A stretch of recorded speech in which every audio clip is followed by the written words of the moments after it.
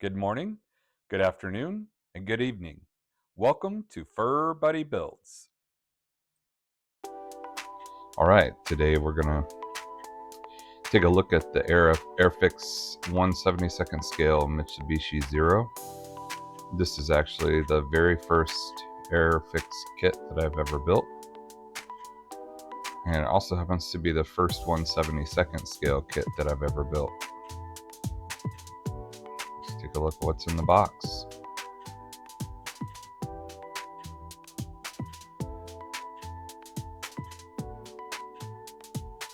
They did a good job of protecting the decals.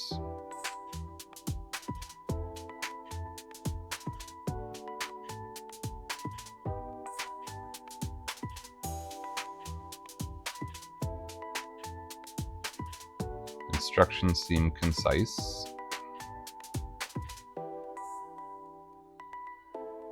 Let's take a look at the parts. I like that the clear parts are wrapped in a separate container. Plastic seems to be of good quality.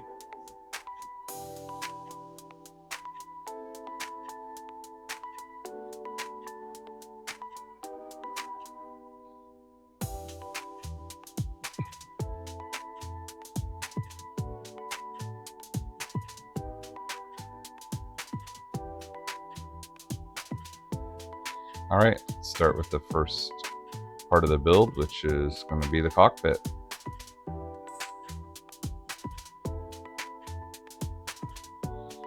Remove our parts from the sprue.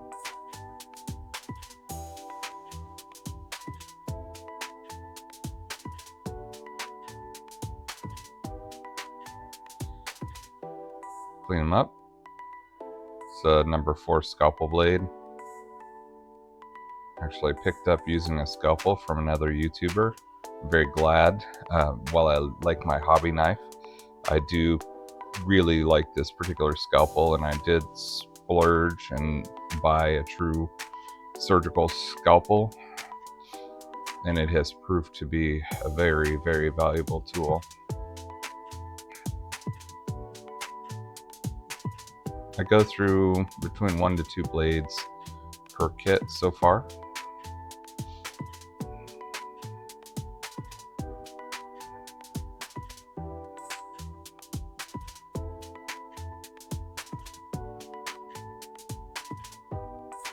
I was cleaning up the ejector pin marks there.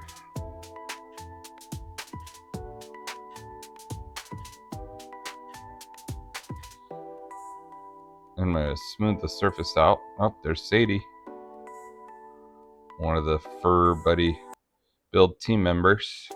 She's just inspecting, making sure I'm doing it all right.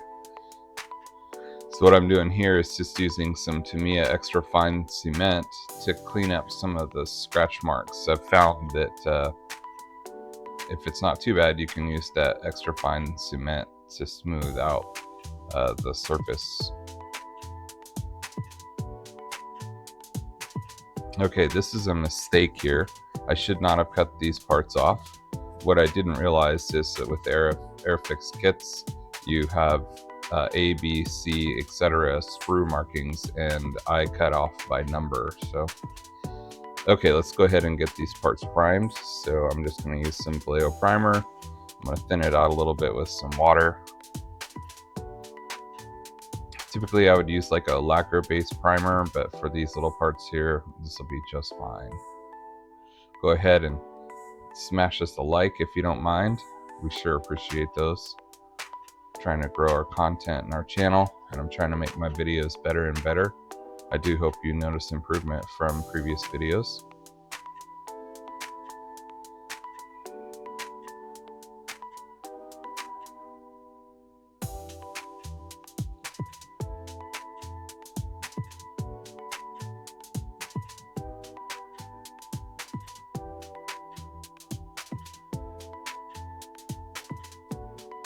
All right, let's start with the engine assembly. We will remove them from the sprue. This one here proves to be challenging to actually inject an entire circle around the part that has to be removed.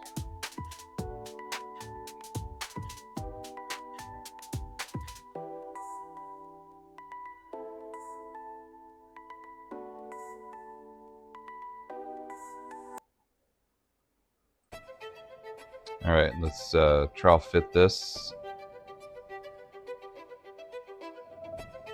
and then perform the typical steps of cleanup and priming.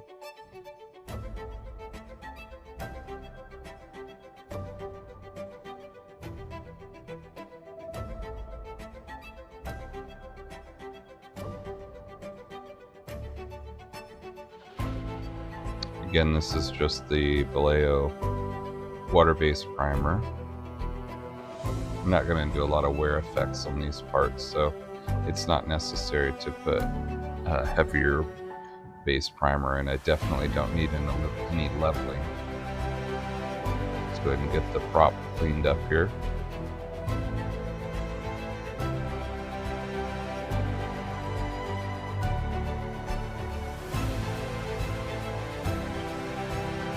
Got a good coat of primer.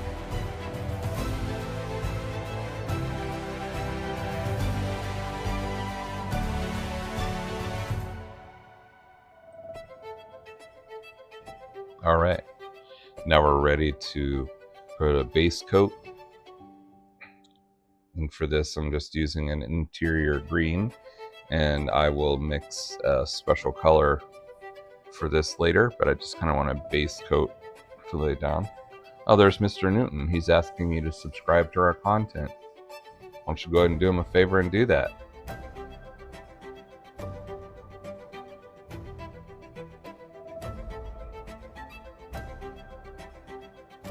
This here is the base of the cockpit.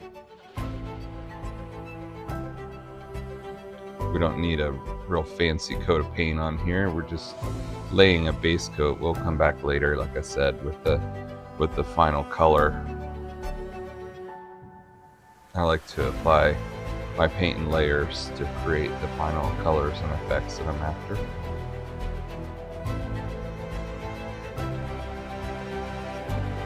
And these are the main fuselage halves. And again, we're gonna create our custom color here.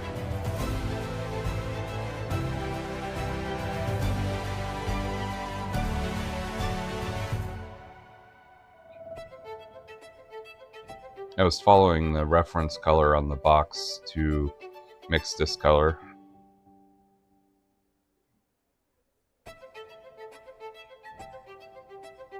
It's important to make sure that if you do apply a color next to your reference color, that you let it fully dry. And I like to use a legal pad to have as a test spray surface area. In the future, I may actually cover up parts of my workbench with black photography paper. Just having a little difficulty justifying the expense. So what we're doing here is we're going to airbrush these parts because we want a nice smooth finish. And here I'm actually spraying at an angle, and I'm going to try to leave some of the black primer showing through to create a shadow effect so that I don't have to do as much weathering with the cockpit here. It turns out pretty nice in the end. And now we're going to go ahead and paint some of the components with the black. So just had some water that I added to the palette there. And we just apply a light coat on the areas we want to have highlighted.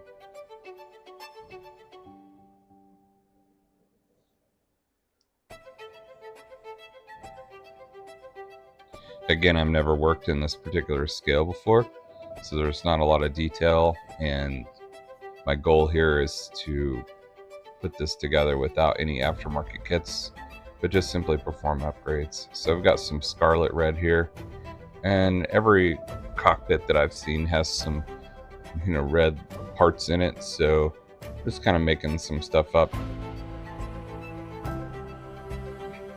And I'm dry brushing some aluminum onto the various surfaces here to create a slight worn look. And again, with the primer showing through on the bottom side, it does create some shadows for us.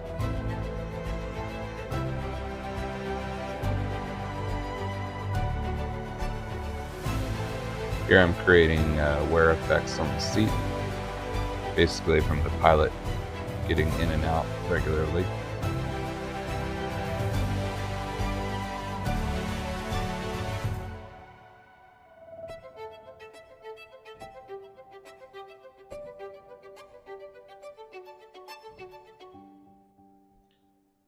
Alright, next we're going to do some basic assembly here. We're going to start with the flight stick.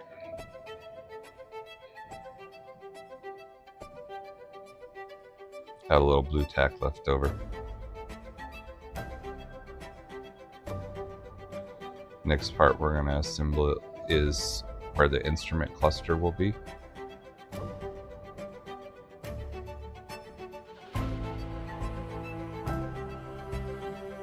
I'm just applying a little Tamiya extra thin to the bottom surface here. Doesn't take a tremendous amount of glue to hold these parts in place. And we're going to apply a little extra thin in advance, and then marry the seat and back of the cockpit to the cockpit floor. And then we'll go ahead and test fit this into the canopy after we apply the decals. So for these, I just give them a quick rinse in water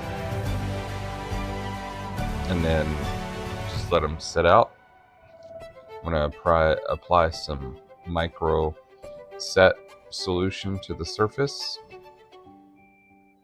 and move the decal in place. This one is a little stubborn, but I think it's more about me not having the surface wet so it could glide around. We were able to overcome that and get it set up. There are two smaller decals that we apply also, but I'll spare you all the details of going through each of those steps. Now we're going to test fit the cockpit, get it all in the right place, and then we'll go ahead and apply some glue to get half of it bonded.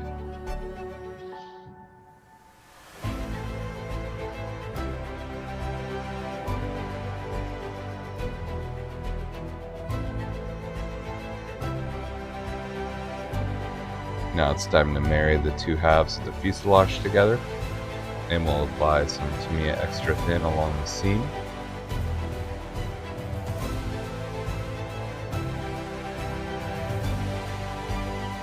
And as we clamp that together, we'll go ahead and layer in another couple passes of the Tamiya extra thin.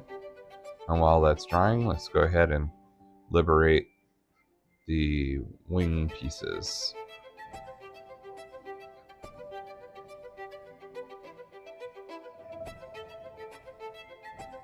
Again, just typical parts cleanup.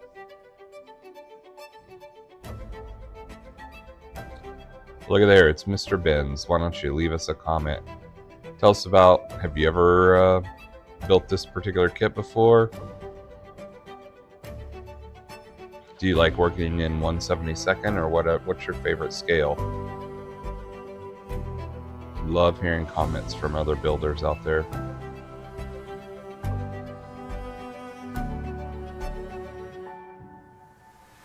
Alright, time to marry the fuselage to the wing.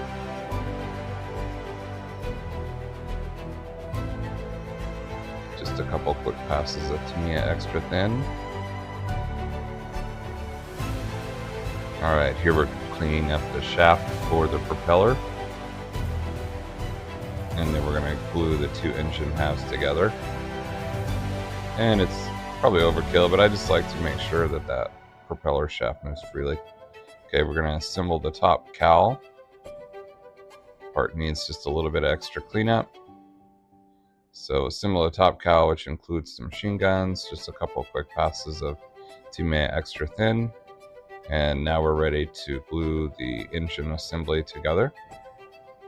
And let's do some highlighting with some AK pencils. So this is dark aluminum, and I'm using it to bring out some extra details in the fins of the motor. And with the high resolution pictures I'll take at the end, you'll see how well that worked. Difficult to get, at least in the video that I'm capable of producing today.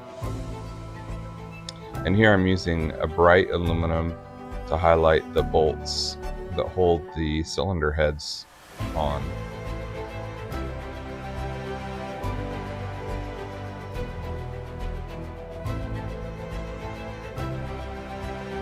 I really like these AK pencils. They make quick work of jobs that used to take much longer. Alright, let's go ahead and put the cowl in place. And again, a couple of quick passes with some Tamiya extra thin to permanently bond it into place. Now we're ready for the rear wing assembly. Again, some basic part cleanup. That's 400 grit sandpaper. And I'm just test fitting these. Happy with how they fit. Let's go ahead and put them in place.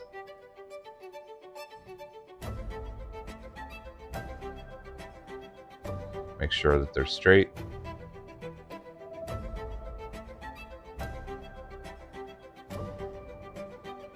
That rudder was just a little bit out of shape, so we had to do some real light touch up here to get that part ready. Again, just a couple quick passes with Tamiya extra thin cement.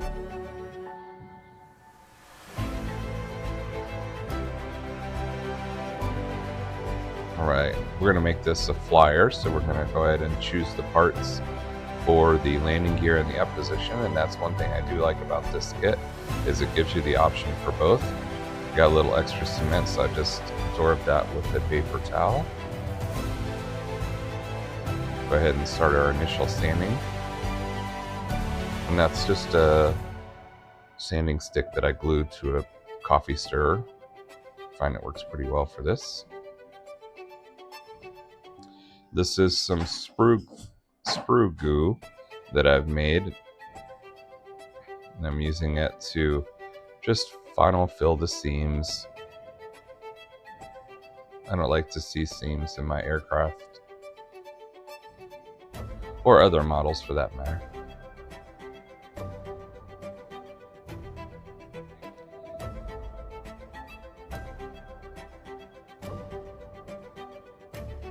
Give that a little bit of time to dry. And then we'll come back and sand it off. Is it drying or curing? Either way, it's cured out. We're ready to sand with our sanding sticks. Work through progressively finer grits of paper. And we'll finish it up with some leveling primer. I'm applying that with a brush here because I want a fairly thick layer. Oftentimes I'll spray the leveling primer, but in this particular case I wanted quite a thick layer and give it some time to settle out. Just cleaning our brush up here. Alright, now we're ready to spray some leveling primer. This is much thinner. I think the previous one was 500. This one is 1500, and we're just using a cotton swab to stuff into the cockpit, and we'll tape off the areas that are exposed. Look at there, there's Sadie again. Go ahead and smash that like button for us.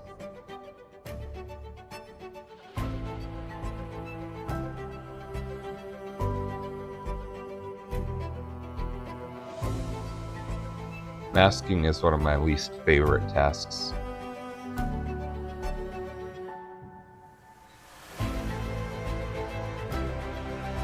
Okay, what we're doing here is cutting a template to use for our tape for the bottom of the aircraft because it has a very wavy pattern.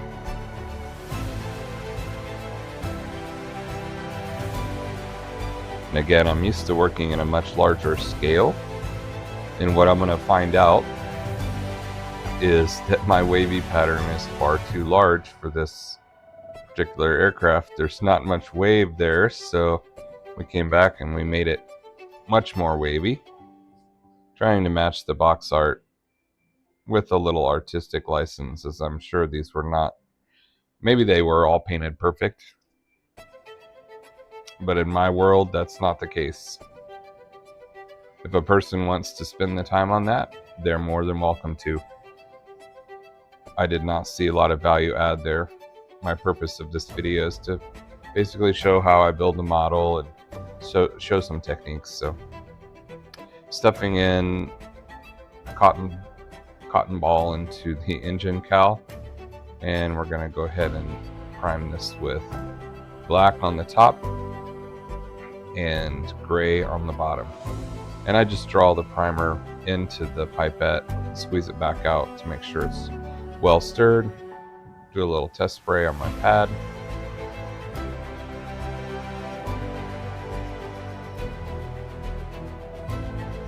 And give her a nice light coat. Since this is leveling primer, I don't want to put this on super thick. Alright, now we're ready to paint the base coat, which is going to be silver.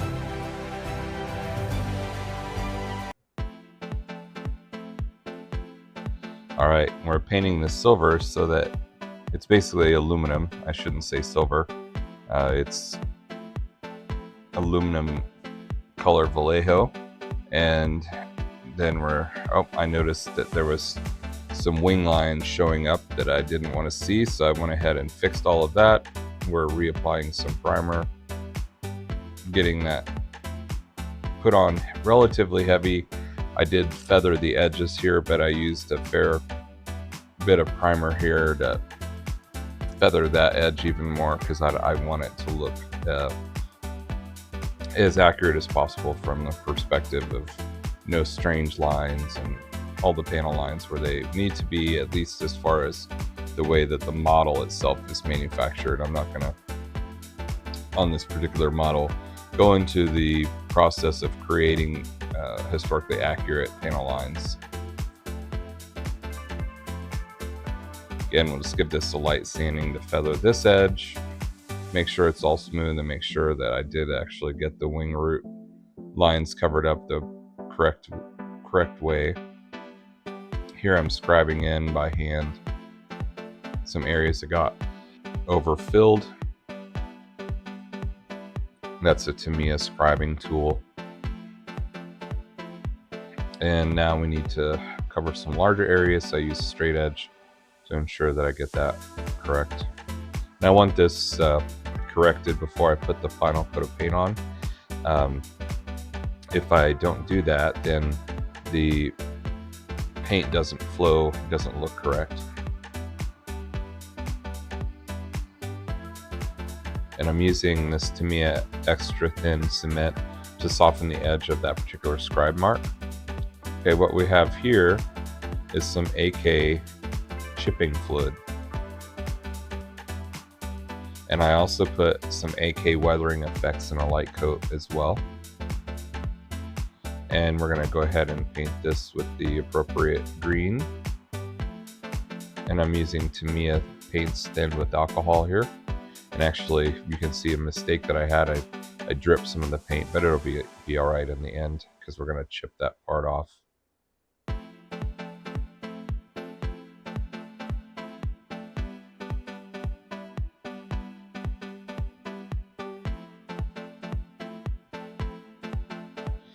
And I'm not used to working at this scale, so this is a little bit of an experiment. Carefully airbrushing the cowl black here, Tamiya black.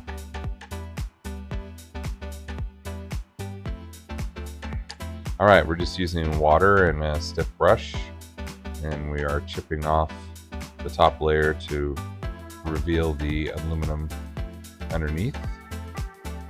Now, I have read from some folks that the green actually is chipping off the original base coat of gray. I've looked at a fair number of reference images, and I think it kind of depends on the plane. I was using a toothpick there to create a panel line chip. I didn't like the way it looked, so I stopped that. And I don't know if it's the combination of the chipping fluid and the worn effects, but this is actually chipping off more than I intended. I actually did like the way this looked, and had considered, I've wanted to do an underwater diorama, and I considered for a while turning this into said underwater diorama, but I opted against that. Went ahead and put on another coat of Worn Effects and another coat of Tamiya paint over the top of it. Stay tuned in part 2, see what we do.